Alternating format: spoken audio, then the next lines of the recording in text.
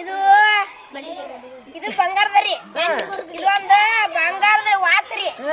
ಏನಿದು ಇದು ಬಂಗಾರ ಪೇನ್ ರೀ ಸವಾಲ್ ನಡೆದೈತಿ ಈಗ ಅವ್ರಿಗೆ ದೇವ್ರ ಹೊಳಗ್ ಹೋಗ್ತಾವ ಸವಾಲ್ ನಡೆದೈತಿ ಅವ್ರ ರೊಕ್ಕ ಕೊಡ್ತಾರ್ರಿ 10 ಲಕ್ಷ ರೊಕ್ಕ ಖಡ್ಗ ಅವ್ನ್ ಕೊಡಿದ್ರಿ ಅವ್ರಿಗೆ 10 ಲಕ್ಷ 10 ಲಕ್ಷ